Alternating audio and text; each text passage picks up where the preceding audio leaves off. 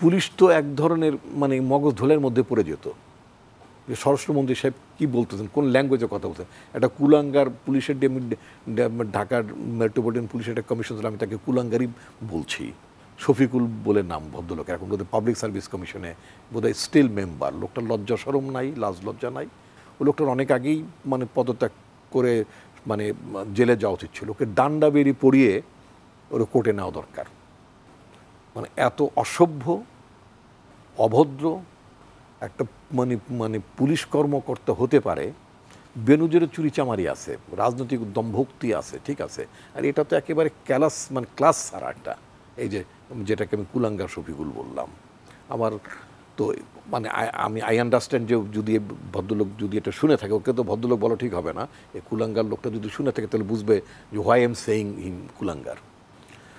তো যাই হোক, তো এগুলোর জন্য ব্যাপক সংস্কার লাগবে, পুলিশের লাগবে, অন্যান্য প্রতিষ্ঠান লাগবে। আজকে যে মানে প্রশাসনও যেটা দেখলাম, যদি খুব অ্যাজ এ সিটিজেন যদি আমি দেখি, ডিসির ফিট লিস্টে আসার জন্য যেই হাউকাউটা হলো, যে মানে একটা হুলস্থুল, এই লোকগুলোর মধ্যে তো কেউ কেউ যদি ডিসি হয়, সেটা কি এক্সপেক্টেড? এটা তো জেলা প্রশাসক, ডেপুটি ইংরেজিতে বলে, কিন্তু বাংলা শব্দটা তো অনেক উচ্চতার। জেলা প্রশাসক হবেন। তো যারা একটা জেলা প্রশাসক হবেন, যার কাছে ওই জেলার লোকজন যার কাছে ভরসা রাখবেন, আস্থা রাখবেন, তাদের কাছ থেকে খুব মারদাঙ্গা স্পিরিট, মারদাঙ্গা মানে ক্যারেক্টার, হয়তো ক্ষোভ আছে নিশ্চয়ই, 15 বছরের বঞ্চনা টঞ্চনা অনেক কিছু থাকবে। সেটাকে অনেক মানে পরিশীলিতভাবে আর অন্যভাবেও করা যেতে পারতো। যে সিনারিওটা মানে নাগরিক সমাজ দেখছে পদোন্নতির ক্ষেত্রে বা পদবঞ্চনার ক্ষেত্রে যেই বিষয়টা দেখছে, এটা খুব আমার কাছে খুব ডিসেন্ট লাগেনি।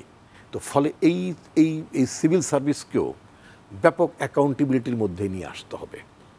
তাদের ছেলেমেয়েরা, পুলিশের বলেন বিভিন্ন সার্ভিসগুলো, তাদের ছেলেমেয়েরা বিদেশে পড়তে যায়, সহায় সম্পদের অধিকারী হয়। আমাদের নেতা, আমাদের পার্টির প্রতিষ্ঠাতা শহীদ রাষ্ট্রপতি জিয়াউর রহমান, উনি সিভিল সার্ভিসের ক্ষেত্রে একটা বিধি ইন্ট্রোডিউস করেছিলেন। সেখানে প্রতি 5 বছর পর পর সিভিল সার্ভিসের লোকদেরকে, মেম্বারদেরকে তাদের সম্পদের হিসাব নিকাশ দিতে হবে, কোথাও সম্পদ অর্জন করলেন কিনা, নতুন কোনো জেলাতে কেনাকাটা করে, এগুলো সব বিশদ দিতে হয়। এটা তো এখন আর আওয়ামী লীগ সরকার আমলে তো ওগুলো ছিল না, কারণ রাতের ভোটে জিতাইতে ডিসিদের ব্যবহার করতে হয়, সিভিল সার্ভিসের লোকদের ব্যবহার করতে, পুলিশকে ব্যবহার করতে, ফলে ওই নিয়মকানুন বিধিটিতে সমস্ত কিছুটা সব ওই মানে আপনার বুড়িগঙ্গা নদীতে ফেলে দিয়েছিল। এখন কথা হচ্ছে যে একটা সময় এটা 5 বছরের জন্য প্রযোজ্য ছিল, এখন এভরি ইয়ারে এটা প্রযোজ্য।